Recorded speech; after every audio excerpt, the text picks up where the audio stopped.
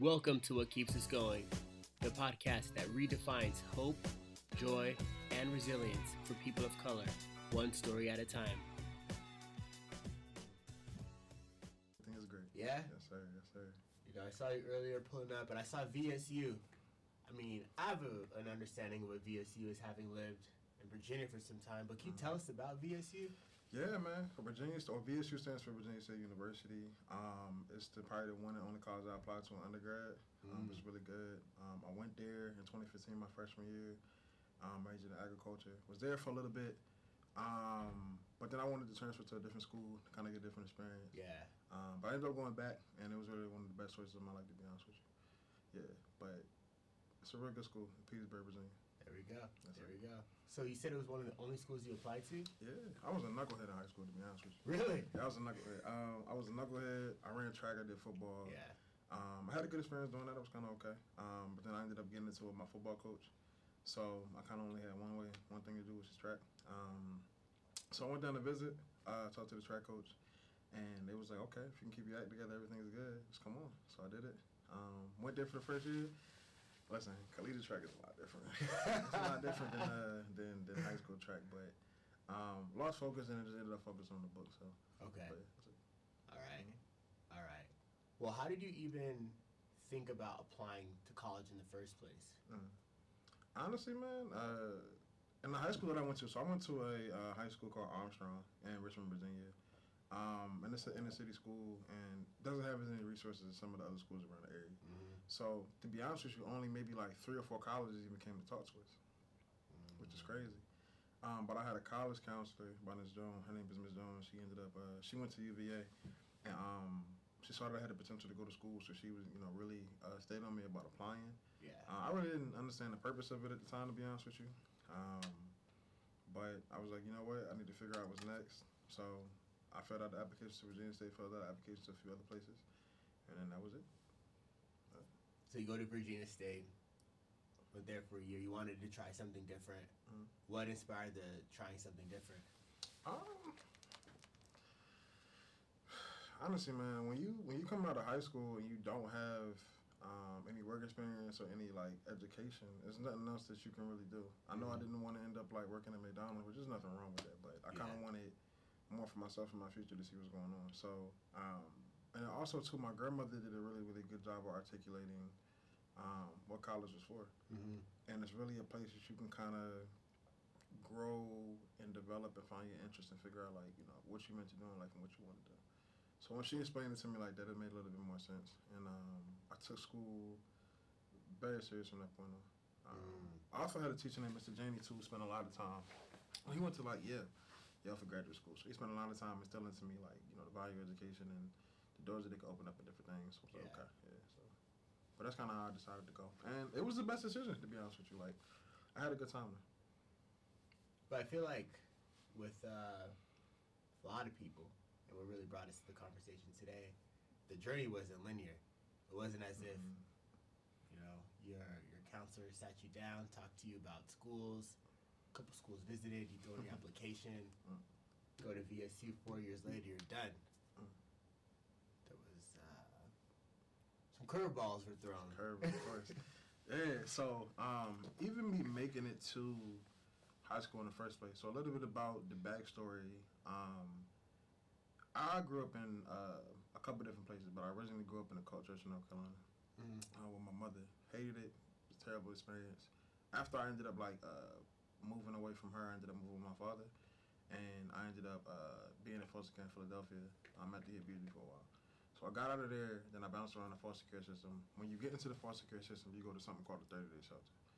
So you go to the 30-day shelter first, and then after the 30-day shelter, they end up finding a foster family for you to kind of go to for a little bit. So I went over to the foster family, and when I spent time with them, I was there for maybe like a year and a half. It was a good experience for a little bit. But towards the end, things started to get a little rocky, a little rough. But I ended up getting in trouble and ended up getting thrown back into the system. And then I got thrown into this place called Georgia Republic, which is a placement for youth who get in trouble. Now, when I entered in the Georgia Republic, I maybe had like a second or third grade reading level, to be honest with you. So I didn't even consider college because that's not what they were preaching to us. That's not what they was more so just, get out of here, go home and figure everything out. While I was in there as well, they had us reading like Dr. Seuss level books, right? Dr. Seuss. Dr. How old Seuss. were you? I was maybe like, maybe like 12 or 13 ish. 12 So or they had us 13. reading like Dr. Now, I remind you too, in this placement, everybody learns the same. So you can have an 8-year-old in class with an 18-year-old, and everybody learning the same exact material. And in those type of places, behavior is the focus rather than learning and education. Now, luckily, there was a guy named Red who used to bring me Popular Mechanics magazines. So he brought me the magazine, and I read it. I'm like, okay, this is interesting. And I actually ended up reading an article in there about a scientist at Harvard who was trying to like slow down the aging process. So me being interested in that kind of caused me to start reading and kind of digging into science more. So it went from me reading like a magazine or two per day to reading maybe like 4 or 5 per day, and then he started bringing me books. So it escalated from like regular sized books, and I ended up reading books that were large, like Harry Potter, and I read like the whole Twilight series and everything like that. So that's kind of the first time I kind of saw the power of knowledge and what it did, and like I could see myself mentally progressing. My vocabulary was getting a lot bigger. I look and I process information a little differently because I began to challenge some of the things that I was being taught, and the teachers and everybody else out there had a natural like hunger for knowledge. So that's the process that kind of like was like, okay, like, maybe I like the school stuff. Maybe I kind of like it now. Yeah. All right. So you with your mother. What happened that it didn't work out? Yeah. So my mother was really, and she still is super religious, Mm-hmm. and there's nothing wrong with that. But the church that she was a part of was kind of cult like, to be honest with you. Every time they would get exposed, they moved, or she would just do things like, put salt at the door, or like just throw holy water on me randomly, telling me I got the devil inside me, and different things. So she would like regularly beat me, and it's the psychological things that really mess with me, to be honest. I would give gifts to people and she would take them and throw them away, or if I had a pet, she would take it and release it. Just little things like that just like to just do that. But one day things got to the point where she used to beat me in my sleep, and I still have like trouble. I still have trouble going to sleep to this day. Like, but she beat me in my sleep. One day she came in there with a bat. I used to leave toys and everything to the door because I just needed to hear her come in so I could kind of brace myself and prepare myself for the whooping. But this time she just got a little out of hand. So she came in the room and she had this baseball bat, and I just remember seeing it, and I'm like, what is she gonna do with this? And this is all when I'm like 11 or 12. Well, probably like 11 or 12. So I'm trying to process everything that was going on. But she came in there when I was asleep, and she literally just took the bat and swung it. And luckily I had enough time to brace myself. But she swung it and then it hit my forearms. So after that I had to grab the bat, and I kind of had to like I grabbed the bat and like I threw it. And then she's just like, oh, so you fighting back now? You just she could not believe that I was like not trying to get hit with this bat. And I told her, I'm like, listen, I'm tired of getting abused. Like, this is going a little too far. And she just went bad, crazy. I'm talking about just started throwing stuff all over the place. And then she just started like lunging me and tried to attack me again. And I ran off into the kitchen. So I ran off into the kitchen, and we had like this door, just like door between the kitchen and the outside door. So I went to the door. Now I closed the door, and I'm like got my shoulder against it, trying to keep it shut. Mm-hmm. And I just hear just stuff in the kitchen moving around. And I put my ear to the door, try to hear what's going on. I back up, and all I see is the knife go through the door. Like the knife is really like through the door. And I'm like, oh, this lady is trying to kill me. So I run across the street to the neighbor house. And the neighbors call the cops and everything like that. But as soon as the cops get there, she just completely flips the story, and they ended up taking me off to a little juvenile facility for the first time. So I was in there for about a week before my dad can come get me. But that was like early lifestyle. And I haven't really spoken to her. I spoke to her a few times throughout the years, but currently I haven't spoken to her in like 14 years. Haven't said a word to her. Haven't said nothing to her.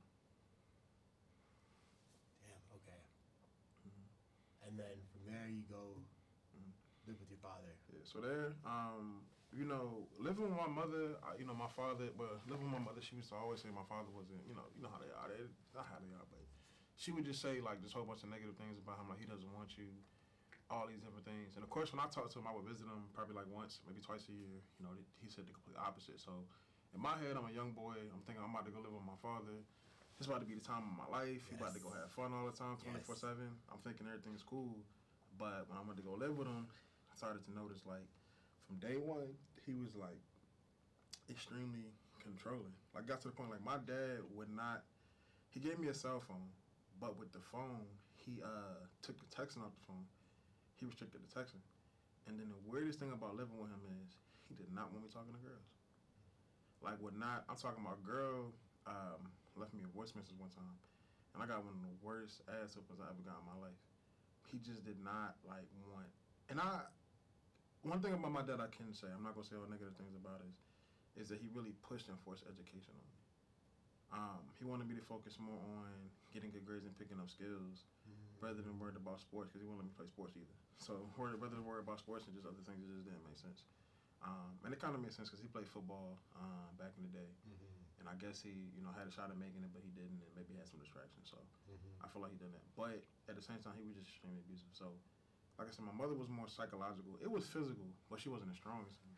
But when he used to hit me or beat me, it was like, a grown 340-pound man hitting a little 11-year-old child.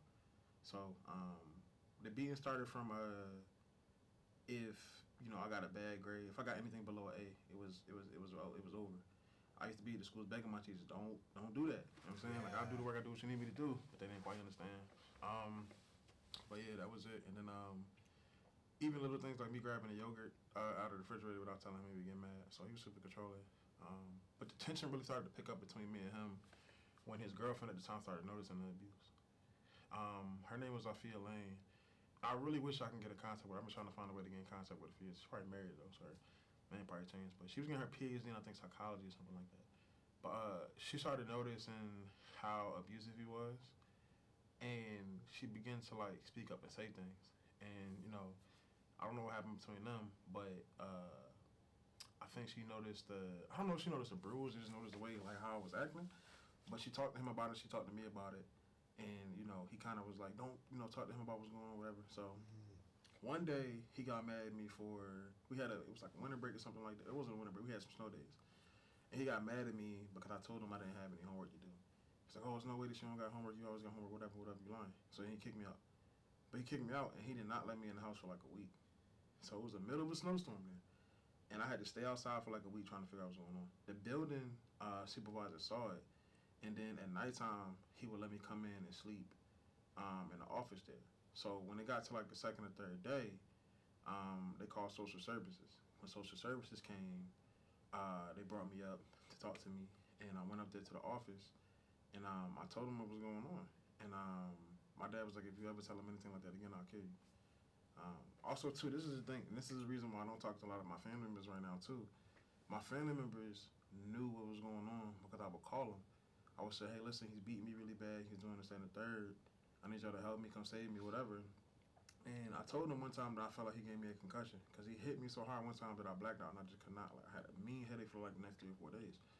And their response was, oh, you don't know what a concussion is, and this and things like that. They would try to make excuses for why he did it. And I'm just like, okay. So that's what bothered me. But yeah, so that happened with the social worker. Social worker came, and at first I didn't really. I spoke to her a little bit. I told her what was going on. But after she left, he gave me one of the meanest ass whoopings I got too.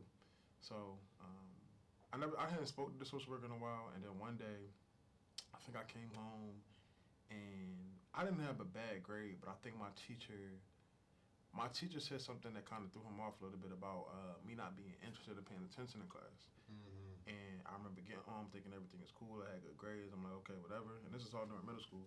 And I got in the house, and the first thing I remember getting in the house, I just see a big fist come on my way. He hits me. He just hits me.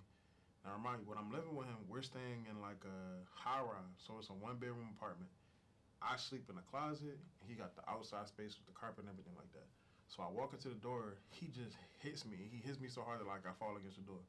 And then he takes me, he drags me in the living room and just starts like just continuously hitting me, headbutting me, doing different things. So I try to run away from him, and he just grabs the back of my neck and like starts pulling me back. Now we're on the 16th floor. This man hangs me off the fucking balcony. Hangs me off the balcony and told me he would drop me if I don't get my shit together in school. Brought me back in, and that last hit is what I remember the most. I remember seeing that shit come in slow motion.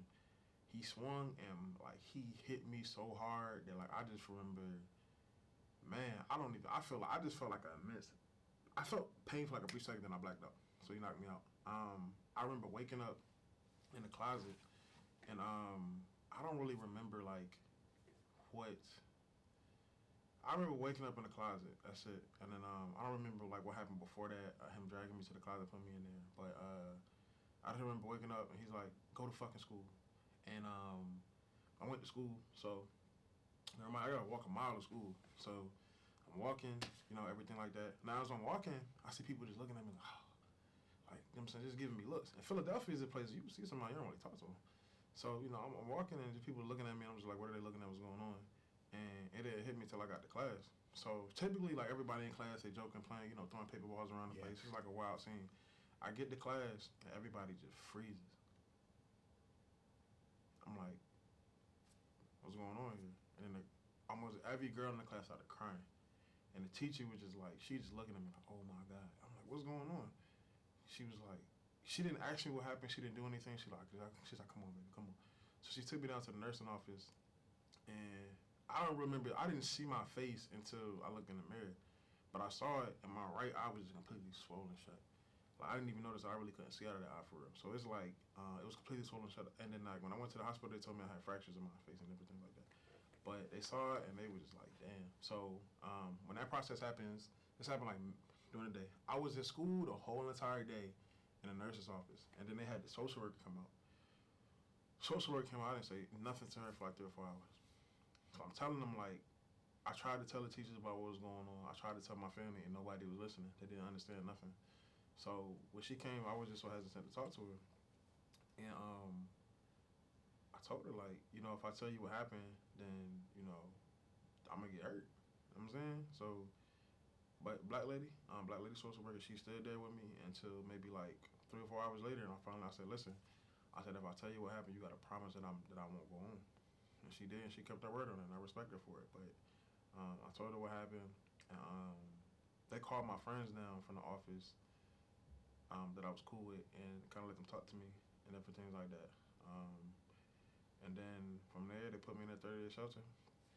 I didn't really speak to it. That's what happened with that one. So from that 30-day shelter, I ended up going to live with the foster family, like I said before. And it was good at first, to be honest with you. It was cool. Because I kind of like felt like I had a home. I had a foster brother, which was my foster mother's son. And then there was another one named James who was real cool. James he was also a foster care kid too, but they were trying to get him to stay. But he kind of wanted to go out and kind of do his own thing. Real cool dude. So I was with them for like the first maybe like a year. And everything was good for like the first maybe 6 or 7 months. What happened after that? Right. So I mean that part was on me. So I'm a kid that I'm used to being with these strict parents. Actually, let's not go there yet. How did you? What gave you the trust in that black social worker? Because everything you said before, that's by the definition putting your life on the line. Because it's been proven that had you said something, had you done something that even approached something your father didn't like, the consequences were serious. So what about that black social worker? What about her? How do you feel comfortable enough to even take that leap? Honest with you, man, and I say this with my whole heart. Black women have always been like my guardian angels, right? Every single tough situation I've been in my life, they always been there to give me advice, to protect me, and give me guidance, to get me to the next step.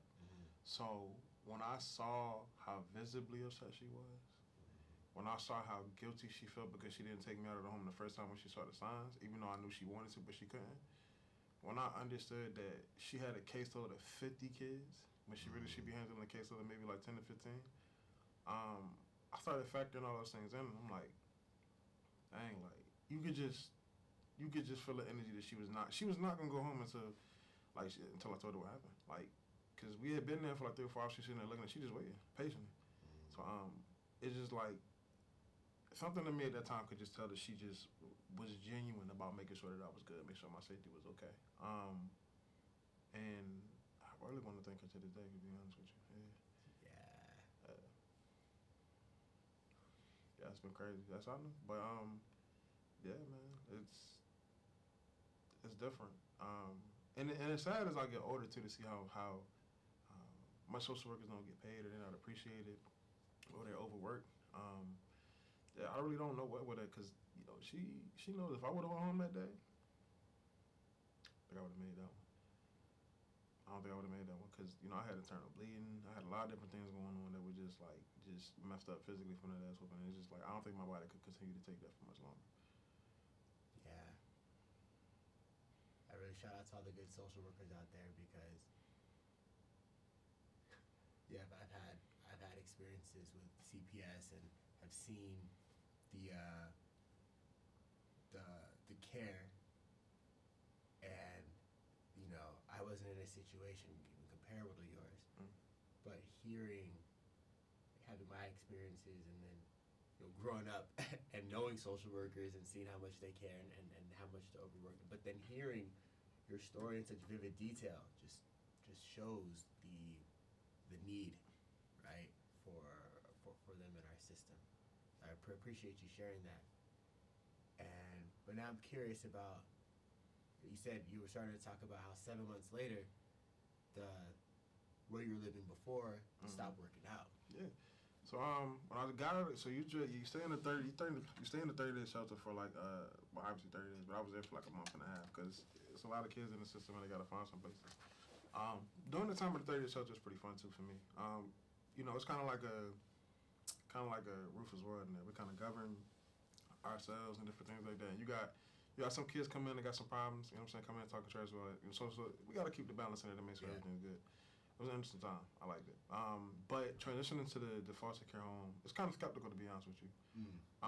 When you say Rufus World, I thought about Peter Pan and the Lost Boys, how all the kids sort of just made it. I never told nobody about this part. But basically, all right, so when you in the little 30-day shelter, it's like you got the guards and the staff there, but it's only like one or two of them there at a time, and there's constantly new people coming in. So obviously, when you go to a new place, you form cliques of people, you get cool with everybody. When I got in there was this big kid named Isaiah who was this was a straight bully, man. And he was just like bullying everybody and different things like that. But one day we kind of all had a meeting, man. We said we tired of this, man. We tired of this. Like it's taking everybody food and stuff like that. So one day, everybody just came to me and they was like, yo, we gotta do something about this. I'm like, what y'all want me to do, man? Like, I don't really you know what I'm saying? He was like, man, somebody gotta stand up to him. So I'm like, all right, man. So we basically go, and when the guard ended up, guard go out for the smoke break like 10-15 minutes, man. Left us unsupervised, man. So we all just went to his room. Went to his room late night, snuck in there, bro. And we didn't jump him or nothing. We fought one-on-one. So so he got up. I said, bro, you gotta come on, bro. I said, we tired of this, bro. So I went up, man. We fought. I got the best of him that time. You know what I'm saying, and then that was good. And then the other person went to go watch the door. You know what I'm saying, we kind of took rounds with him. And then after that, but that's when I first I felt like I was taking out a lot of frustration from my dad, my mom's situation. So it felt kind of good. And I felt like he reminded me of my dad. You know what I'm saying, because of some of his manuals on how he was. It was easy work. You know what I'm saying. So that was good, and that's when I kind of cause even my dad, my confidence was just shot. Like I felt like I wasn't even a human being. So I kind of started developing finding myself in that sense. And unfortunately, in the boys' one, kind of you're not around the best influences. So, but yeah, so when I did that, and I realized oh snap, I did this and I didn't get in trouble, or I'm not getting my ass whooped, or this and the third, it's like I got freedom now. Yeah. So I went to go live with my foster mom, and she was tough. I'm saying tough on me, but she was really, really good to me. Really, really solid lady. And my foster brother Quan was a good brother to me too. But I just kept getting in trouble for stupid stuff, like not listening to her, disrespecting her rules, like sneaking out the house, having girls over, teenage stuff. And she had to take off work sometimes, and I got in trouble at school with different things. So I didn't have that understanding then, but I had it now. But me and her built a bond over that time, and she was really good. But I stayed with her for about, I think, a year and a half or something like that. And I got in trouble at school with an incident where I just had a really, really bad day. And I just was going off. And it was a white teacher. She was cool. But I think she mistook me getting upset and going off in the classroom as a direct threat to her. And it made her feel really uncomfortable. So then she called the school police and tried to say that I tried to she didn't say I did anything. She just called him and was like, oh, he's going crazy. She didn't know how to handle it. So I got there and they just said that I was going crazy in the classroom, and then they just arrested me, put me on probation, whatever, which is crazy. But I think that's one of the instances that kind of caused my foster mom to kind of like be like, okay, I got to reconsider things. But throughout the process of me getting on probation and different things like that, I apologized to the teacher, made sure we was good, talked to her, and as time progressed, I started getting better. Oh man, they make you read this book. Oh, listen, I'll say this wrong. This is a guy named Hill Hopper. I know you know Hill Hopper. There's this book he got called Letters to a Young Brother. Can't stand that book. It's a good book, but I feel like it's being weaponized by the judicial system in the wrong way. Because they forcing us to read it is okay, but it's if you discover and develop on your own, it's a little better. But yeah, so they forced us to read that book. We had to do book reports on different things. I hate being forced to do stuff, but there's a lot of different things that happened during that time. But basically, from the beginning of probation to the end, I kind of realized, okay, like you got to chill out. You got a good situation. So I went to go live with. Anyway, I was living with my foster mom, but I'm trying to think of the story. But basically, I got on probation. She had to get off court to come meet to court for probation stuff. It took a toll on her after a while. So one day when I was finally supposed to get off probation, I done really well in school. My grades intact, everything was fine. We get ready, we go to the courthouse, and it was a good morning. We got up, was talking about what we were gonna do for the summer. Everything was cool.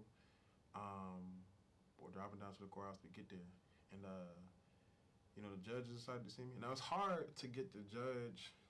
It's hard to get not the judge. It's hard to get the caseworker, the lawyer, the Commonwealth attorney. Well, Commonwealth attorney I was gonna be there, and the social worker and the first. It's hard to get everybody there at the same time because a lot of times they just postpone the case. But got everybody at the same time there. They were excited that I was doing good and progress-wise, so they went around asking everybody, like, hey, listen, what are your recommendations? The Commonwealth attorney said I'm fine with it, let him go home. The social worker said he'd been doing a better job, and vice versa, so everybody else said good. I got around to my foster mom. The judge basically asked her, like, is she ready to kind of adopt me full-time, or, what's going on with this process here?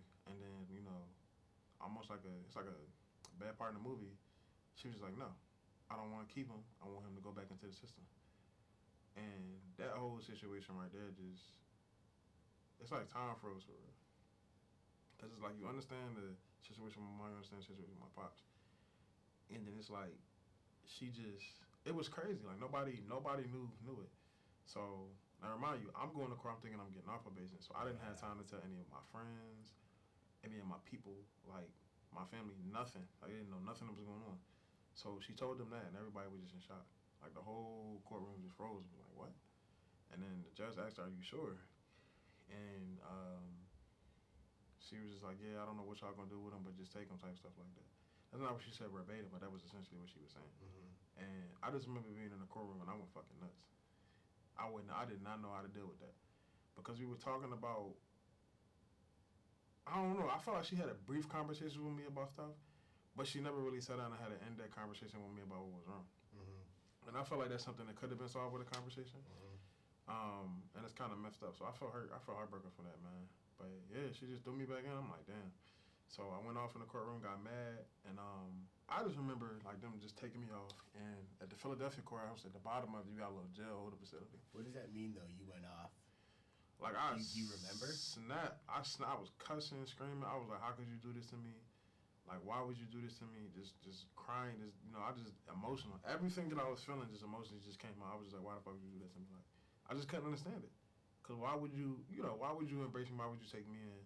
Why would you talk about adopting me full time? I had that conversation with me, but then you had the chance to, and when things were getting better, you kind of just like, I felt like she just threw me to the side of the road. Yeah. And for her, it wasn't a thought. It just, I can't do it. I don't feel like doing it no more. So I was like, damn.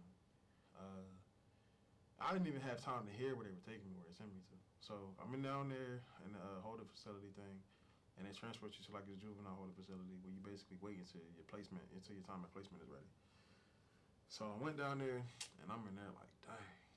Is that different than the 30 days that you dealt with before? Yeah, so the 30 days is a shelter. Okay. This particular one is actually like juvenile lockdown facility. Okay. Yeah, so this one is different. You're just in there with a whole bunch of kids from other places. That's going to different places. So I was in there for about, I think maybe like 2 or 3 weeks. And it was okay. Like, but in there, while you're in there, you're just trying to figure out, you're not going to school.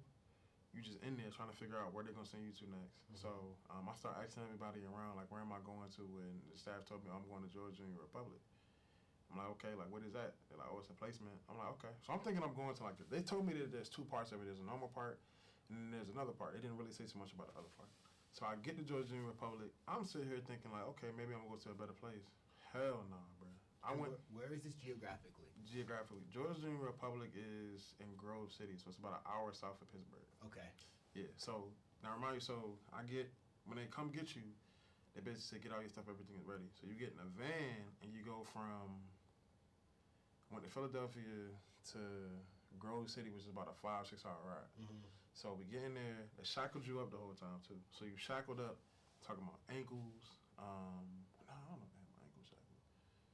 I've had my ankles and different things shackled before, but I can't remember if they did it on the transport. But I know I had my hands shackled, and I could have possibly had my tough shackled because I was going crazy in there.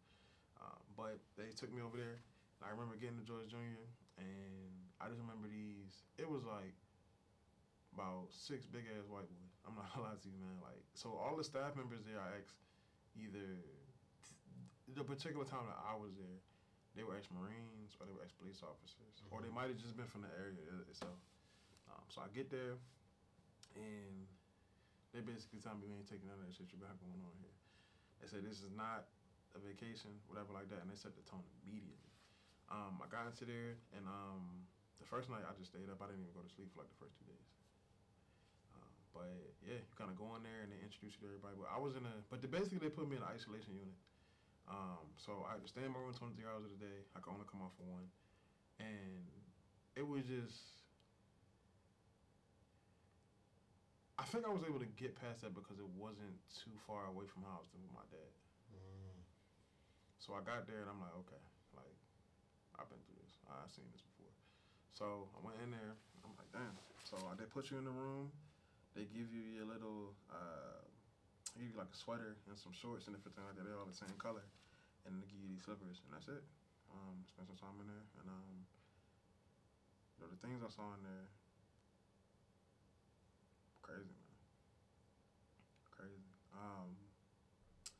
So there was this guard, fat white guy named Rob, and Rob would make our life a living hell in there. Like, if you got a haircut that was too good and he liked it, or he liked the haircut, he thought the haircut was nice, he'd sit back and be like, that's a nice haircut you got there. And you be thinking like, yeah, I like it. Oh, yeah, for real? He'll go out to the barber and tell the barber cut against the grain. Cut against the grain and make sure it hit. So we had to keep our hair shaved down and everything like that, so it was crazy. But yeah, he would just do little things psychologically just to mess with us. But there was this one kid that he just really didn't like, a kid named Khalil. And he would torture and mess with Khalil so much. And it was hard on all of us because, I mean, we could only talk 1 hour a day, you know what I'm saying? But we kind of built the bond kind of over time. But Khalil was such a good kid. Yeah, we would like constantly mess with him. So my time in there wasn't, for me personally, it wasn't bad. And I feel like I kind of grew a lot because I was able to read and get the books and read. But a couple of other kids, they were getting tortured, man. Yeah, so that was it. Basically, that was an interesting time. You said, I want to go way back because I'm seeing these parallels. So there was this, you live with your father and your father spazzing if you had any contact with a girl. And then you have this, you know, your father's a bully, spazzing if you have any contact with a girl. Then you go to the 30-day and then you free all the kids from Isaiah's bullying, right? And it's Isaiah is almost a stand-in for your father, and then there's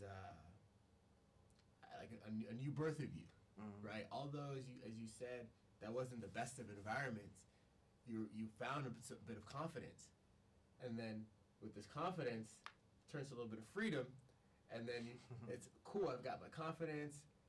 You're a teenager, so talking to girls is normal. And then that kind of gets a little out of control with your foster family. And then fast forward again, you're in the situation where you're you're in a structure, in an environment that's extremely suffocating and abusive. And so you have a little bit of, all right, this is kind of coming into your own. This is how I can show up in the world, right? Making my own choices. Now you're back in a situation where all that is gone. And you have this little lifeline. Was it red? Yeah, it was red. You have a little lifeline that shows you again what it can be like for you to express and to be yourself. But this time, it's taking you places that maybe 2, 3, 4, 5 years ago you might not have expected. Sure. I think too, it taught me how to, cause like I'm used to being in tough situations, so it taught me how to like look at obstacles and challenges from a different perspective for real. And understand that pain, and when you're going through bad times is very, very temporary. So I know how to pace myself when it came to being in this type of place. But I think you're right. That's a perspective that I never really thought about it from. But yeah, I guess you can kind of say that too. Also too, it made me, the things that bothered me weren't the things that I was going through in my life. You know what I'm saying? I could never, I still question it to this day, like why I had to go through some of that stuff. Even though I kind of dealt with it and there's people with worse situations, honestly, though. And I want them to be able to succeed and continue to thrive as well. But I was more bothered by some of the things that other people were experiencing around me, and how they just weren't getting dealt with. Because even in the place when I tell you, like, one of the situations that threw me off, so the kid named Khalil, now there's about 12 rooms in this place, and one of the rooms has a double bed. And those 2 beds are reserved for the 2 best kids there, the kids that are about to exit out. Because we got a point system that we use. So the point system, and this is also one of the early insights of how I saw how life wasn't fair as well. So we had this point system where you had to go from 100,000 points and go backwards. So you got a certain number of points a day, and those points were taken away. So let's say you had 100,000, you did good that day, you maybe got 800 points or 1,000 points, whatever it was. So I saw how they would manipulate the system to keep certain kids there, or to do things to test kids to see how they would react with the point system itself. So in seeing that, I'm like, this is how life works. So when I saw that, I'm like, okay, like, if you give me 1,000 points this day, but then he gives me, or he might have an off day where he feel like giving me 700, but he's doing it just to see how I'm react. I just be cool. So I kind of learned how to work and not manipulate life, but work and turn life into my favor, especially with hardships and situations for real. That's why when a hard situation comes up now, I'm cool as ever. Like I'm like, okay, like let's figure out a strategy. So I developed a strategy and ended up working in it, which is interesting. But I didn't like when the system or the strategy. I didn't like when the system hurt or did something for somebody else that didn't quite understand how it worked. So like back to the kid Khalil, he was in the double room, and one night we all just chilling, and we just hear a loud scream, and we trying to figure out what's going on, and we don't find out till the next day during rec. But the other kid that he was in there was trying to rape him. So traditionally, a normal adult, a normal human being will try to make sure he okay, or check on him, or do different things like that. But because this guard Rob didn't like him, he started antagonizing him about the situation. He was like, "Oh, we heard what happened." Now remind you, we can't talk to each other unless we're on rec time. So imagine you and you going through a hard time with some friends or people that you kind of know, and you see this guy constantly picking messages. There's only but so much. So, Khalil one day just got mad and he decided to tell the supervisor, which is one of the worst things that he could have done, because these guards while you're there are literally the direct line between you and the outside. So they can make your time there shorter or they can make it longer. He told the staff person there, and he told the staff person that he was going to tell his social worker, his caseworker. And this kind of plays back into the situation where I was getting abused. Yeah. And if I would have said something, then something would have happened to me. So this same situation is happening. So Khalil, thinking everything all cool, he tried to get him back off the situation. Well, Rob came in the next shift, the next night. All we hear is a whole bunch of rumbling and tumbling again. I'm thinking something happened to somebody else. Well, I go and I you can't leave the room, so I had to go to court the next day anyway. So I was chilling. I went and left for court maybe like 4 or 5 o'clock in the morning. I go out there, I see Khalil sitting in the corner, face against the wall thing, and you just hear the guards talking about some movie we gonna do, what's going on, like how we gonna cover this up. They beat the shit out of this kid. Stomped this man. When I saw him, all I saw was a pool of blood on his shirt. Stomped the hell out of him and beat the shit out of him and put him on suicide watch. And they wrote it up as he tried to commit suicide. Alright? So, in that situation, I felt like, damn. Like, it's nothing I can really do for real.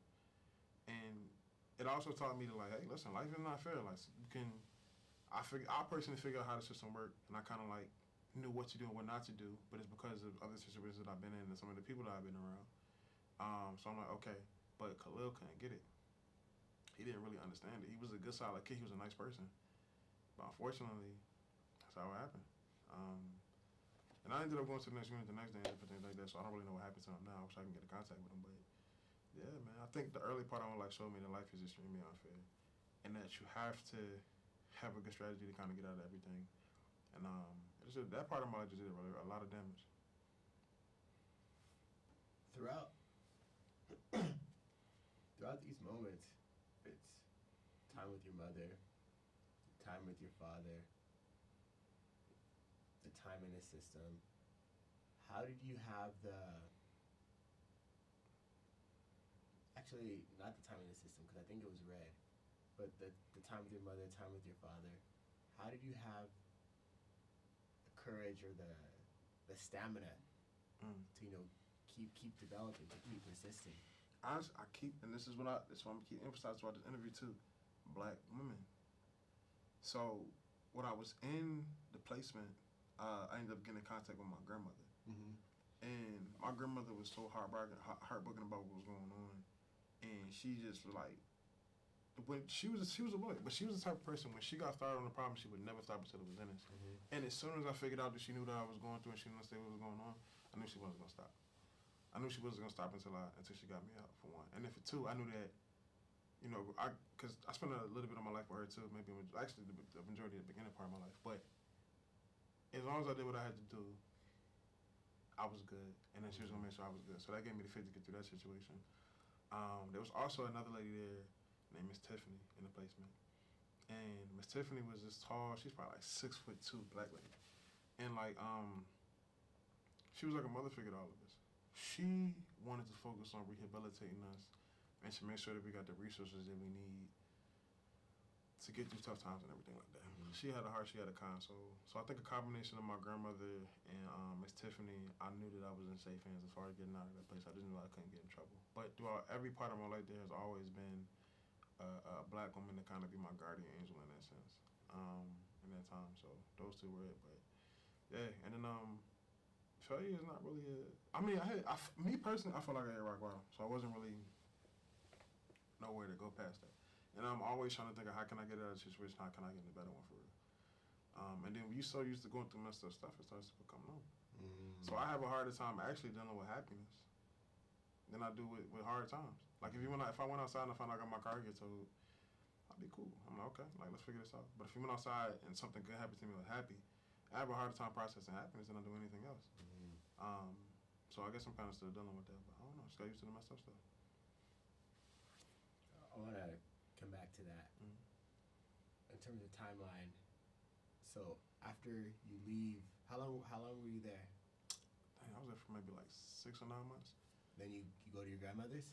Yeah, so they had this thing called the home pass. So I got transferred to a different unit maybe after 3 or 4 months. Mm-hmm. Then I went to the regular unit. So they have these things called home passes that you can get to go back and visit your family to make sure that you can integrate it nice. So I went back with my grandmother, did the home visit, kind of got caught up to speed with everybody, let everybody know what was going on with me. And then shortly after that, I think her and Miss Tiffany, like, they were trying to get me out of that system, but there was some resistance because the state was getting a lot of money for kids at the time, especially the kids like me, because they get you in there. I'll tell you this though. So when you get into the system, they get more money if you're on medication, and they get more money if you're labeled as special ed. Mm. You know what I'm saying? So that's how it is. But when my grandmother started discovering some things, doing different things, they had to call in a few favors from different people, and I won't say her name, but there's a really popular personality in Philly who had to literally call a few lawyers and a few people to say, hey, listen, if if y'all don't let him go, I'm gonna make the story public. So they was working on that on the back end, and that's one of the things that ended up helping me get out. So after she made that phone call and started raising hell about it, my grandmother was raising hell on the lawyer side. And they was like, okay, like, we got to get this kid out of here. So then they ended up with the trio of them 3 women, amazing black women. And I don't want to mention their names because I don't want to, damn, it's missing. But, you know what I'm saying, I don't want to get them. But those 3 women pushing me to get out, and I ended up getting out within like the next 2 months, 2 or 3 months. And after that, I ended up living with my grandmother. The problem is, though, in between all of that going on, me going to court and doing different things, I had missed so many days of school. Well, what does school look like? In there, so school is like this. School is a classroom with like 12 people, Mm-hmm. and you got a kid as young as 8 years old, Mm-hmm. a kid in class with somebody who's like 18, Mm-hmm. and they got a different. It's the same classroom, but they have a different teacher coming in to teach, and they got different subjects, maybe like math, or they got like music or something like that. But you just basically stay there, and yeah, in class, but you basically forced to participate as well, because you got the guard right there, and like, y'all better answer this question, or whatever, whatever. So that's how it was. It was really intense. It was not fun at all. And we was in there for like 8 hours, so stayed in the same room for maybe like 7 of it, and we got to go out during that hour break. So yeah, it was terrible. Okay. And so you said you missed so many days of school in the system, or so many days of school outside? Both. Okay. Like, I missed so many days of school going through that whole process of getting into the placement, that when I got out, I had to redo my whole high school, which is actually a good thing for me, to be honest with you, though. But when I went to Virginia, Richmond, they had a hard time accessing my school records. They knew, you know what I'm saying, whatever was going on. They made me do 9th grade all over again. They also tried to put me in remedial classes. But, like I said, having a strong black woman there, my grandma was like, no, he's not going to some remedial classes. He's not doing anything like he's a normal student. He was just in a bad situation. And she fought like hell. She fought like hell to make sure I got in the regular class. Fought like hell to make sure. So, yeah. How did it feel knowing you would have to do 9th grade over again? I was just happy to be out of that situation. I didn't care. Like, I did not care. I was happy to be out of that situation. At first, you start to question, like, damn, am I stupid? Or, you know what I'm saying? Like, what's going on? But honestly, it was nothing I could really do. So I kind of just had to take it in and absorb it. And plus, like, I was coming in with a whole new group of people, a whole new group of friends. So I kind of got to grow and develop with them throughout the years. But I think I needed to, I think I needed that to happen, to be honest. Yeah. I think I really needed that to happen. So from freshman year to 12th grade, senior year, was it smooth? Nah, it wasn't smooth. So, and this is the reason why I don't drink alcohol now. Mm-hmm. My grandmother was a brilliant lady. And when she was coming up, as a black woman, you had to be the smartest to get to the places that she kind of went to. So she went to Syracuse University, and then she ended up going to Boston University to get her law degree. Extremely educated. But she was a real bad alcoholic. So you never know what mood that she was going to get out of that day, whether she was going to be real happy or she was going to be real mad and just start wilding out. But alcohol just did really bad. So we had some few incidences with her where she would call the cops on me or do different things, or just over-exaggerate some things. But I don't know, she was cool. So that was the only hard thing I went through. I think the hardest thing was just seeing her struggling going through that part. And after she kind of passed away, I kind of figured out a little bit of why. Because she was trying to rebuild the relationship between me and my mother throughout the whole time I was there with her. It wasn't there. But I think she felt a little guilty about why me and my mother was like that. Because when my mother had me when she was like 18. Mm-hmm. And, how parents were back then. They were, hard ass. But she kicked her out. And when she kicked her out, my mother ended up finding a new family in the church. Mm-hmm. So I think she felt guilty about that, and then seeing how it destroyed me and my mother's relationship, she was like that. So I think she was drinking a lot because of other things. I think that was one of the main things too. Okay. Yeah. But in high school, I think the first maybe year or two, I was acting up, fighting all the time, doing a whole bunch of dumb stuff. Mm-hmm. You're a new kid coming in, you gotta prove yourself to people. So, I had to have a few conversations with people. Mm-hmm. And then when I got to my junior, I got in trouble my 10th grade year. And my grandmother was strong, real strong lady. I got in trouble, and she came up to the school, and they about to suspend me and kick me out. And there's a principal named Mr. Trotter who was like, "No, we're not doing that." She was like, "Bring his grandmother up here."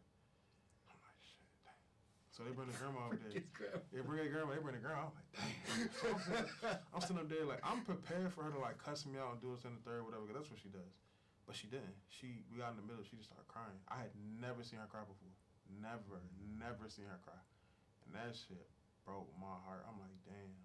So from there, I started taking school serious. Yeah, that's when things got good. So I started taking school serious, and I also ran into a teacher named Mr. Jamie who challenged me. He's one of the only male people I can say in my life that challenged me, but not in a physical way. It was intellectual. Mm-hmm. He gave me a book. Took shit, threw it in the trash. And then he like, read it. He's like, why you don't want to read it? And he's basically like, you don't want to open up your mind? You don't want to, like, I know your story. I said, damn. So I threw it in the trash. I picked it up, read it. I'm like, damn, this is a good book. He asked me about it. And then from there, me and him started bonding. So he actually got me my first internship at the University of Richmond. Yeah, so he got me the internship. And I'm like, okay. So, all right, you know what I'm saying? He's a cool dude. And at the time came on, I started building trust with him. But I would say in the school system there were two people, Mr. Trotter, who did a really good job of like shaping me, being patient with me. Cause I think one day too, when Mr. Trotter, he stopped me from getting in trouble because I almost started rioting in school. You know what I'm saying? Cause there's a lot of stuff going on, and he pulled me to the side. I was like, don't do that. Don't get caught up in that stuff like that. And then Mr. Jamie by like challenging me to be like, you can be a better person, you can be smart, you can be this if you really push yourself. Cause he thought I was getting bored in class, so he challenged me mentally. I'm like, okay, that makes sense. So those two people. But yeah, that's when I started taking education serious, when those people stepped into my life, and then kind of went from there. But do you remember the book? I don't remember the book. That's crazy. Okay. I wish I did. I don't. Okay. I need to find that though. I actually did speak to Mrs. Jamie a couple of years ago. Really? I got in contact with him. I thanked him for everything. Yeah, but sometimes it just takes somebody to just really sit down and have a conversation with you, like to be like, hey, relax. Yeah. What was so?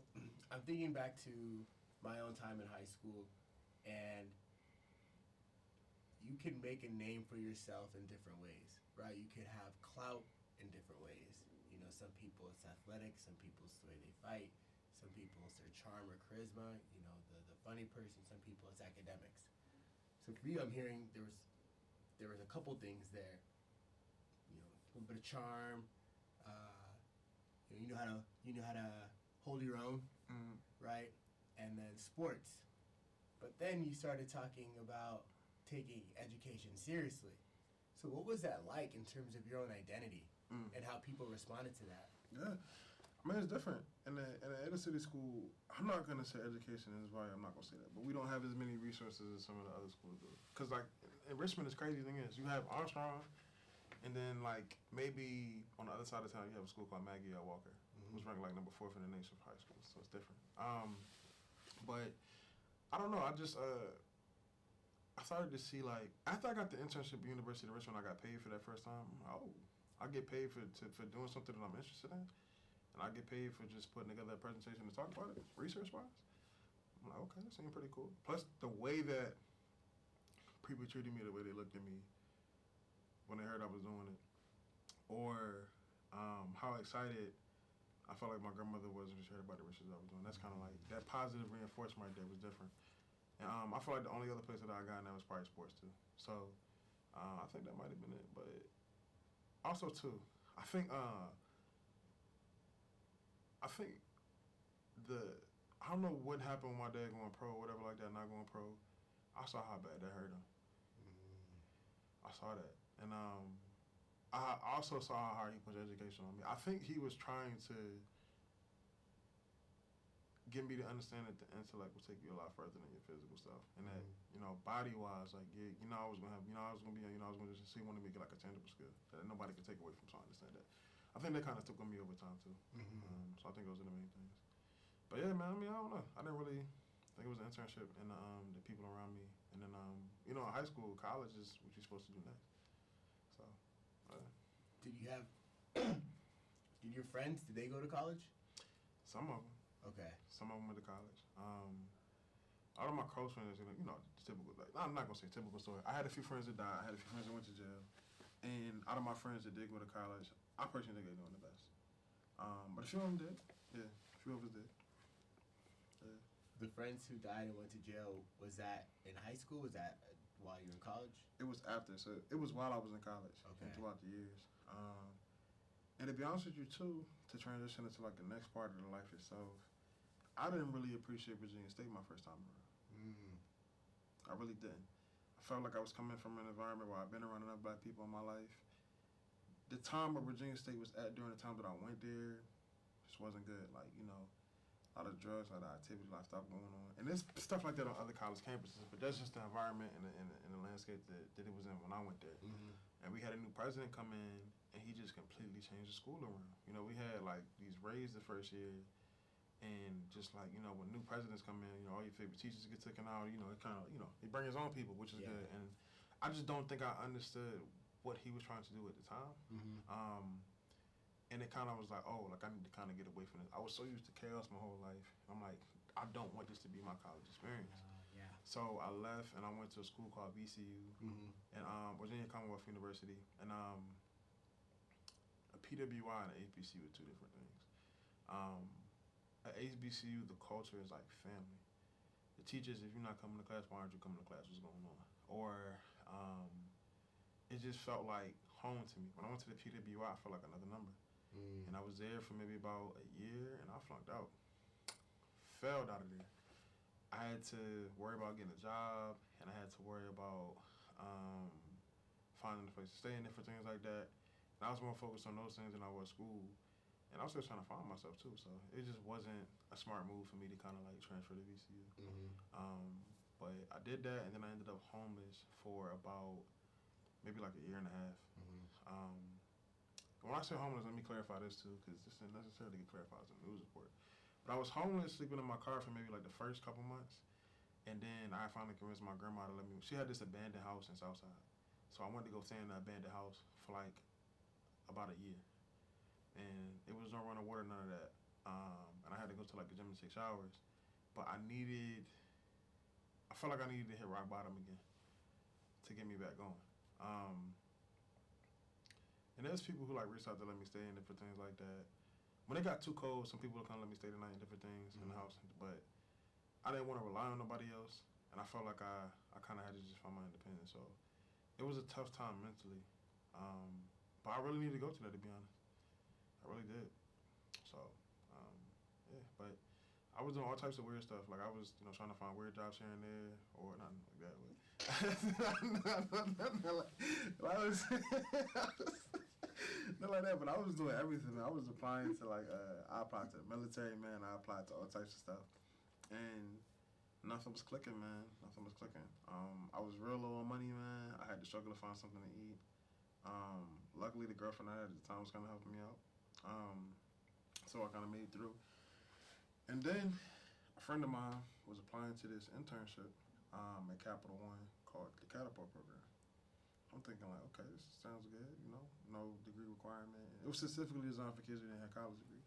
So what I did was, I'm like, I had to find a way to get to this. I ain't had no clean shirt or nothing like that, whatever like that. So I had to go ask a family friend to get me a shirt to go. And I went to the interview, showed up, got the job, and started working the internship as well. That was an interesting time. So that's a whole different. But I got the internship, and this is where, in the internship process is when I really decided to go back to school. That's an interesting story. I want to hear that because I'm so glad you brought that up, because I know some people worked at Capital One, but I know them because of school. So they had gone the traditional route, graduated, worked at Capital One, whereas for you had tried the traditional route, didn't work out, got into Capital One, and so I'm wondering what that experience was like.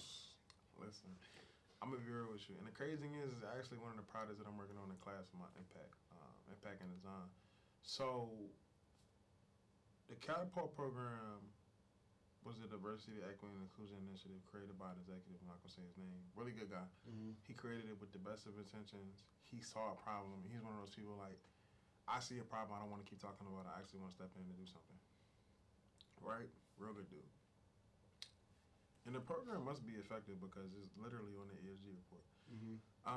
So he created the program, and he started off in the Philippines, but then he wanted to branch off and do something like that over here, which was interesting. So they would recruit people who were 18 to 25, who didn't have college degrees, who kind of just needed to, integrate into corporate. So the program, the internship program, is about 2 months. And then from the 2-month process, he basically do interviews with the people in the department that you're going to. Now, for this particular place in Capital One, you have to kind of go into the call center because there's nowhere else that'll really take you, essentially. So we went to the call center.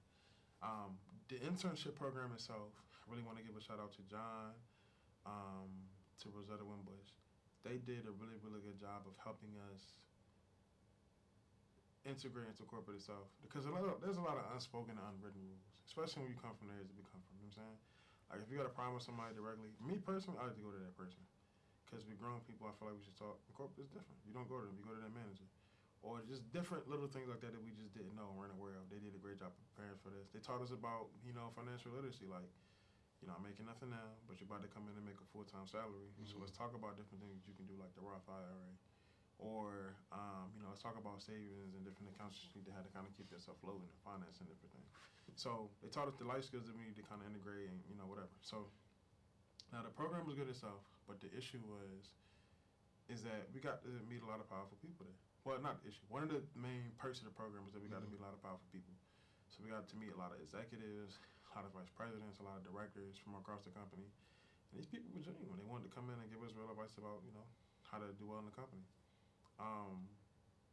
Some people on the floor didn't necessarily like that. So there was a lot of tension between the managers who were in the call center and the Catapult employees of the Catapult program, because they felt like we was getting special treatment. It is a good job. It got good benefits. So that's where the tension started. My first experience with a manager in a corporate was, I had a white lady. She was very interesting, but she was doing a lot of shady things. So we were in training. We were in the Catapult program, the internship program itself, and we had gotten to the end of the internship, and there was a 2 or 3 week break between us going to the regular job. So instead of them just sending us home for 2 weeks and have us not do nothing, they kind of let us sit in early on some other trainings to help us out. So we were in the training thing. Now at Capital One specifically, you got a probationary period. So if they don't like you, they try to get rid of you during that time. So we in training, and I think we just sitting amongst ourselves, and the manager in there doesn't like the way that we're not interacting with everybody else or whatever. So she comes up to us and says something to us, and we all polite, whatever. One of the people in the group was a guy named Tony. And Tony is cool. Tony's a little different. Tony's just himself. Not rude, not disrespectful anyway. He said, yes, ma'am, okay, whatever. I got it. So they go upstairs, and she just keeps picking on him and saying little things to him. We cannot understand why. So it gets to a point where another manager kind of notices, and she kind of steps in and is like, hey, what's going on? So I think he did something. She snatched something out of his hand, almost like she was his mom or something like that. He's like, what are you doing? So everybody thinking the situation is fine. The other manager had to step in and talk about it. We get back downstairs. We thinking they resolved the issue. No, she was trying to get this man fired, because of something that she did. So after that situation, I think, to get more conscious about the situation, I think she's used to getting her way with people in the department because she's been there for such a long time. And when there was a situation where somebody stepped up for him, and there was somebody who was higher than her that kind of came in, it messed with her ego. So from there, she began to target us and do little things. She tried to write me up. She tried to write me up because when she was talking, I closed my laptop.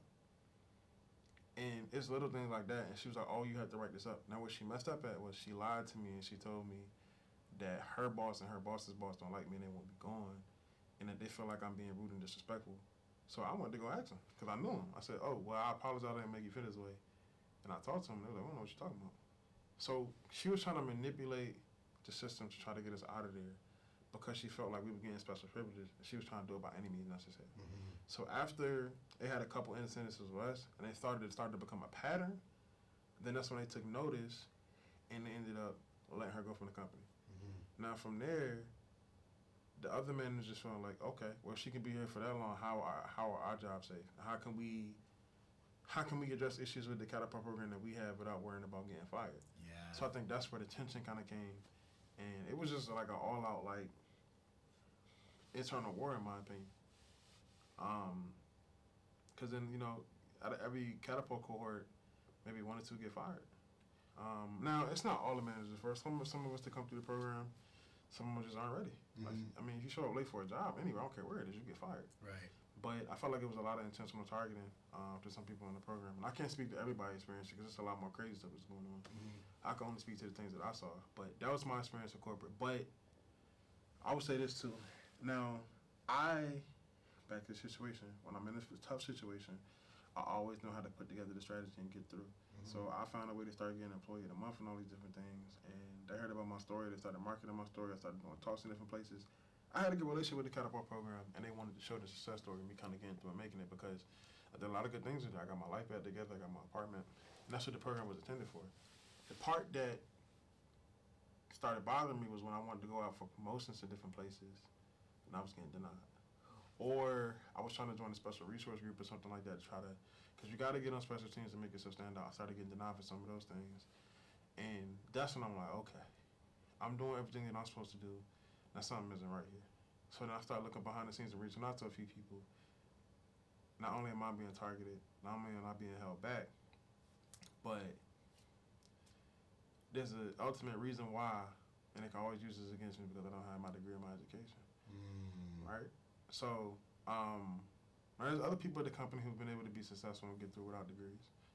But obviously they don't look like us. Mm-hmm. So I'm like, okay. And like, all right, that's cool. And this is a situation too. So there's a place, dang, I can't put on my, there's a certain part of a company that I really like, that I had a really good relationship with the manager there, and he tried to pull me into that place. And he straight up told me, he was like, look, I want to get you over here, but they won't let it. Like, what happens is that when you apply for another job, the manager you're under has to give you a good review. They say yes or no. And in my face, she was saying yes, but when she sent out the thing to him, she was saying no. But I don't even think it was because. The main thing is, though, is a whole lot of that manipulation stuff going on behind the scenes. And when I started to notice that it was happening a lot to the catapult people, but the other black people, minorities who were on the floor, that's when I started to take a problem because I saw people there who were doing the right things, who were getting the statistics that they needed to get promoted, but they didn't want to let them go. And I'm like, all right, this is a problem. So I told myself, like, I'm going to get as much education as I can to make sure that I never have to go through the situation again. Mm-hmm. And that's kind of like what I went back to school to do. But I had a mentor there too named Rosetta, who, damn, I said her name already. I don't care. I had a mentor there named Rosetta, and all due respect to her, like, amazing woman. But she is phenomenal. She's won every single award that you can get in that space. And Carlson is obviously, they have high turnover rates. Mm-hmm. Not really, you know what I'm saying? They whatever. But when she did try to post out and go to other parts of the company, they were getting blocked. Luckily, she did recently get a chance to kind of get promoted, and she's in a good position now, which really got really proud for her. But it took her 12 years to get there, so I'm just like, it's not fair.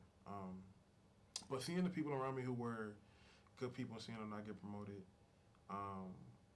seeing the situations that were going on with the catapult people, and then I was seeing people in positions at the company who, I'm not going to say they weren't that smart, but it's not like they were extraordinary. And I started to notice, they got education, they got skills, they got different things. So that kind of made me go back and take school seriously too. So I'm like, all right. And that's what everybody's telling me too, that like, you're not really going to be able to make it without it. So I took that, and I went back, and when I went back to Virginia State, so what I did was, I put in my 2 weeks notice. How long were you there? Oh, that's a good question. Man, I was there for like 2 years. Okay. Yeah. So there was a situation that actually kind of made me go because there was there was a guy there who I felt like was very racist. Mm-hmm. And he's about to get promoted to an even higher position. And I had to have a conversation with a few people about what was going on, along with a close friend of mine. And that position, basically, that he was so-called guaranteed didn't get to him. I knew things were going to be real hot after that. So I kind of had to leave him. Like, I got to get out of here. So I put in my 2 weeks. And then I was scared to apply back to Virginia State because I felt like I didn't know if I can go back to school and be successful. I was terrified of that, I want to be honest with you. I didn't know if they would actually embrace me, to be honest, because I kind of left and was like, I want to go to a better school, whatever. And they tried to talk to me about, say, hey, listen, let's not, they tried to give me the game about it, but I didn't listen. Young and dumb. And I was basically trying to figure out how I was going to pay for it, too. So, but I went down to Virginia State. I took a day off work, used my PTO for 2 days. The first day I just sat there and was trying to figure out, should I do it? Like, do I want to walk away from this job? I had good benefits. I maxed out my stock options.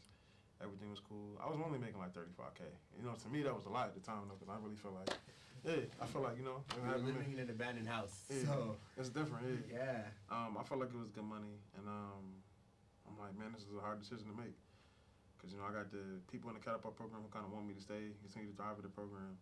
I think they were concerned about me too, because they felt like, am I gonna go back to how I was living? Or, like, am I going to be able to succeed without whatever, and different things. So I think it was coming from a place of heart with them. The other people were just like, well, you already got this job. Like, why do you want to go back to school? So I took a day, sat at a park. I was at that park for like 18 hours. It's a place called Jefferson Park in Richmond, yeah. I sat at the park for 18 hours and just thought about my entire life. I just thought about everything negative my family was saying. I thought about everything negative I've been through. And I'm like, I have got to make a change. I got to change something around. So the next day, I went down to Virginia State and I was like, hey, listen, I want to reapply. And I don't know if I can come back yet. And I was just basically like, I gave this lady a whole 5-minute spill. She looked at me and she was like, oh, you're in good standing. You could just re-enroll. I said, what? She's like, oh, yeah, you're a re-admit. I said, what? I said, what's a re-admit? She's like, oh, well, you're in good standing. You don't have any financial, You can just learn to come back starting this fall. I said, what? I said, oh, snap. Like, I'm giving myself a whole press speech, man. I'm in the mirror with it, man. I'm sitting here, like, just going crazy. I'm like, I got to get my life together. I go in there and she's like, oh, you just a real man. I'm like, goddamn. So, after I do that, man, I go back. I'm like, shit. I go back to work. And I'm telling them, listen, to be honest with y'all, I'm out of here. So, everybody, I'm leaving. I put in my 2 weeks. They was like, what? You put in your 2 weeks? I'm like, yeah, I can't do it. I'm out. And, I took my next paycheck and I paid my rent for the next 3 months. So I had some other money saved up, and I didn't do anything for those 3 months, but just try to focus on getting ready to the mindset to go back to school. And when I went back to stay, I went ham, man. I went ham. Listen, I was at the front of the class. I made sure I got the best grades that I possibly could. I built strong relationships with my teachers and my professors. I studied abroad within the first year after coming back. So when I went to Rio, within the first year after coming back, I went to Rio de Janeiro. Had you been out of the country before? No. What? I've never been out of the country. I went out to Rio, and that really, man, when you go out, that really changes. The world is big, and I know my situation is definitely a hard one here in America. Yeah. But there's people that are in way worse conditions. They do not have as many options as I have. And that made me be like, you gotta stop complaining. You gotta get out here and go get it. So after that Brazil trip, never missing. I got fired up. They had something called the Third Grade Martial College Fund. Really, really great organization. I did every single possible competition with them that I was eligible for. And I ended up pitching and getting really good at pitching. So I won about $50,000 from them while I was in undergrad. I just did everything that you could do under the sun there. I did a really, really good internship at the University of Illinois. So being in the other situations I was in, especially at the Georgia Republic or the terrible situation with my mom, I figured you have to find a way to create opportunities for yourself. So when I was at state, I kind of took that and I amped it up to the next level. So I was calling places and trying to create internships to create opportunities for myself that didn't even exist yet. Like for the University of Illinois Urbana campaign, they had this project called AI Farms. And that's kind of how I got into artificial intelligence research. But Virginia State University was not on the list of partner schools. So I had to call a few people, and I'm like, yo, can I come up? Can I, whatever. And, after a few emails, it was like, yeah, sure. So I ended up going there and doing that, and that was pretty fun. But, Yeah, but I got the entrepreneurial spirit when I started doing the pitch competition with Thurgood Marshall, and I started taking advantage of a lot of like development opportunities, networking wise. The good thing about Capital One is that they taught me the power of networking. Mm-hmm. But there for networking, I learned more the business side of networking. So I kind of took that and I applied it to school too, when I did really well there. And a mentor that I have now named Melba is teaching me the social, like developing the actual social relationships with people. Like the 9 to 5 stuff is cool, but you can talk to people as humans and y'all can connect. Like that's where the real connections happen. So that's what I'm developing now. Yeah, but yeah, that was basically it. But I went back to school, did really well, and then when I was getting to my junior year, I'm like, I gotta go to grad school, man. I want to pause. Mm-hmm. I want to talk more about you leaving the country, Mm-hmm. because there have been different, inflection points. Crazy. Like going to college for the first time, this corporate job, and navigating that, Ooh, that's tough. and then you go back to school, and there was some familiarity. You've been at VSU before, but then there's this process of, I'm leaving the country. There's this process of, you got to get a passport. Oh, You're dealing with the bureaucracy. I don't know. There's this process of time zones, money. There are these little details. What was that like? Yo, listen. The crazy thing is, when I went back to VSU, it was not the same. President Abdullah completely turned and flipped the school around, and I was like, oh, this is different. So even with the going to study abroad, man, I would go into every single building at Virginia State University to figure out a different opportunity in every department.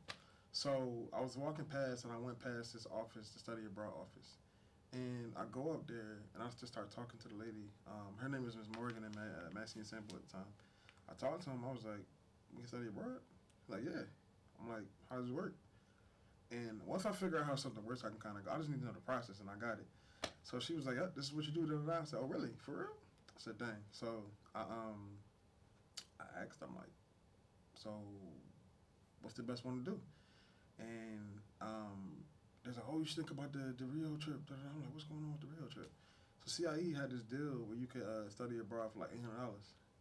So it was 3 or 4. It was 3 or 4 weeks in Rio, $800 and everything. You know what I'm saying? And I was like, "Oh snap!" I said, "That's not that bad." I said, "But I'm broke though." So I started calling everybody on my phone. I'm like, "Hey, I need help going." A lot of people turned me down, and I ended up calling my grandpa. He was like, "Sure, I got you." And that was it. And then Virginia State ended up eventually giving me a scholarship, which was pretty good to go. So they fully covered the trip, and I got money for the flight too. So went down, and first of all, when you fill out the paperwork and the application is one thing. You think like, okay, this is whatever. It don't really hit you until you like go to the airport. But in the process of doing that, I did have to get my passport. It was a small town in Petersburg, so you know normally I do a passport thing. Mm-hmm. So I went down to get my passport, and there was a lady in the back. I'm like, "Hey, listen, I'm trying to get my passport." Da da da. She was like, "You know, you gotta make an appointment, right?" I'm like, "No, I didn't know that." She's like, "All right, just come here, whatever." So sat down and got that, and then she said, "You have to make an appointment." I didn't know that. Okay. She's like, "You gotta just come on, man." Look, so it's like it's just me and her in there. She probably seen 3 people all day, man. So I talked to her, and when you get the passport stuff done, she asked me, "Where you going?" I'm like, "Oh, I'm going to Rio." She like, "Okay, I heard it's nice down there." Okay. Now remind you, I'm studying the language before I go. So the first couple months, I'm telling people, "Man, you should see how people are. Oh, you really going? That's great." Da da da. So 3 people were supposed to go, but I'm the only one that ended up going at the last minute. So, but I'm studying the language. I'm using Duolingo. Everything is cool. So it's getting closer to the flight. I booked the flight. I'm like ready to go. And then the week before I go, I'm like, damn, I'm not ready for this, man. Like, you gotta, I had a girlfriend at the time, you got to have that conversation with her before you go. You know what I'm saying? You like, I'm not going to do nothing wild down there, you know what I'm saying? I'm going to miss you, whatever like that. So I had a conversation with her. Let my friends, my close friends, and like maybe like 1 or 2 family members I'm close with know where I'm going. You got to mentally be ready to go. Because, it's one thing to book the ticket, it's one thing to book it, but like getting on that plane and stepping foot. So I get on the plane, man. And first I had to get on the plane at the Richmond Airport. I'm used to going to the Richmond Airport. To D.C.? No, I had to go fly out to New York. Okay. Yeah, so I fly out to New York. And I fly out to New York, and I'm like, I'm ready. So I get there, and I ended up spotting another dude there. I'm like, yo, like, where you going, bro? He's like, Rio. I'm like, Rio for real? You going to Rio? For some reason, in the airport, I knew the black people were going straight. You know, they got like 1,000 bags. They got like, my boy had like 4 bags, and there was another black girl there. She had like 6 bags. And I'm like, y'all definitely going. So I ended up getting on the plane with them, and we all ended up flying to Rio together. You know, the long distance flight, they got like a little bit more room. Yeah. And they got the amenities on the plane, so I was watching movies. It was a good flight. I get down there. Now, I have been studying Spanish. I was studying Spanish instead of Portuguese. And everybody like, oh, no, it's fine because the language is so close. I'm like, not for me, okay? So I get out the plane, bro. I don't know where I'm going, bro. I'm trying to talk to people like, I'm like, da-da-da-da. Nah, it didn't register in my head that they don't speak English. I'm sitting here thinking, I don't know why I'm thinking that everybody's supposed to speak English. I get off the plane, I go talk to them. I'm like, yo, can I, I'm like, can you teach me how to get here? They're like, huh? Like, so I ended up finding a person that does speak English, and then she ended up like walking me to the airport, and we ended up catching an Uber to the hotel, the hostel that we were at, and went over there and it was cool. Now another thing is too, when I'm in there, I'm not realizing that like, okay, the other people in the hostel are from different countries. They probably not from here too. So I'm sitting here like asking this lady something or trying to like do the Google Translate. She's like, you know I speak English, right? I said, oh, snap. I didn't know you. I'm like, my bad. Like, it was crazy. But it was a good experience. I mean, like, I'm an introvert naturally. It's hard for me to, but when you're in another country, you're kind of forced to talk to other people. Yeah. So, man, I really wish I could have documented some of the experiences that I had. But I was talking to them, and they just told me about, where they were from and their culture. And then you really get to see what the world thinks of America, too. Like, people, it's just different. It's like, it's great. The culture down there was really good. The people were so friendly. They were really open. It was just different, man. Like, I felt like I didn't have to watch over my bag. But I will say this, though. So they gave us a brief. So, okay, I did the CIE program, which is really good.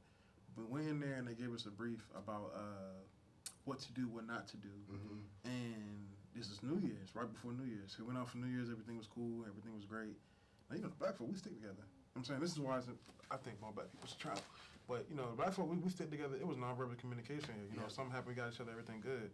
But some, white people in the group, they went out. And we all were, like, coming back in because we were supposed to meet up and go to a party after. But 2 people were missing. And we sitting here trying to figure out what's going on. Well, 2 of the white people, they got jumped. And I was like, dang, bro, it's different. Now, I'm not saying they did anything wrong, but it was just like a surreal experience. So it's like, when you're outside of the country, you got to be a little more cautious about the culture and respect the culture. Right. I'm not saying that they weren't, but it's just different. Rio was a good trip, though. Yeah, Rio was real. Something. Yeah. A lot of learnings. Yeah, a lot of learnings. A lot of learnings on the way. A lot of learnings, yeah. But I felt like I kind of felt like I was on my own again. And it was time for me to explore and create opportunities. So it was a real first time, man. But I also got to talk to a few people about the education system out there too. And, I think one of my Uber drivers was saving up to go to school. He'd been driving maybe 4 or 5 years to save up to go to school. I'm like, why don't you just go? And I thought they had financial aid. I didn't know. You got to be the smartest of the smartest. Or you got to, your family got to have money. So it's like, dang. So when I saw also, too, how different people from around the world kind of value education and how important, I'm like, dang, that put a different perspective on it, too. But I think a lot more black people need to travel, man. We need to really kind of get out here and go. Yeah, I agree. Absolutely. So you after this Rio trip, what I think is super interesting about this Rio trip is it almost sounds like other time periods in your life where you've forced yourself to reset, right? You didn't really know the language. You had to learn how to navigate in a new environment, figure out the processes. So that's something I've learned as you've been in different situations, be it Capital One, be it when you flunked out of VCU. It's all right. Let me take a step back. Let me analyze the situation. What systems can I put in place? What are the rules? What systems can I put in place to find success? Find success here. So after Rio, you go back to VSU? Yeah, I was a completely changed person. I go back, it's like, well, for one, I went to Rio in 2019, and I came back in 2020. When I was coming back from the plane, they were pulling people out of the line for coughing. What the hell is going on here? I come back, and I come back to school. Now, first of all, my mind is different. I think my mind is a little bit more open. I'm more conscious about just how the world works. I don't know everything about it. I'm more conscious about certain things. So I come back, completely different mindset. So, I start focusing. I'm like, okay, I got to go back to school and focus even more. When I'm getting into the groove of things, I got some competitions coming up. I got some opportunities coming up. And then the whole world shuts down. Now, during this time, though, I'm staying in a dorm. So they hit us with the alert, like, oh, you got a week to get out. I'm like, where the hell am I going to stay at? Because during the breaks, I would stay at school. Yeah. You know what I'm saying? So I'm like, dang, because I used to work a research job at the school. They let you stay as long as you got to do that. So I'm like, dang. So after that, I'm like, dang, I got to figure something out. So he got a week. They hit us up the next day. You got 24 hours to get out. So I'm sitting here like, yo, like, what is going on? So I'm at the break of, technically I'm homeless again at that time. Yeah. While I'm in school. So I'm like, shit, man, like, so I'm like, man, what did you do? Just slow down and breathe. Now, luckily, me and my grandfather kind of had a rocky patches. I didn't really communicate with him like that kind of growing up. But he did a great thing. He stepped up when I needed him the most during the COVID thing. So he helped me get a hotel. So I stayed in the extended stay hotel for like a month, and then I ended up finding an apartment. And then he ended up helping me get the apartment.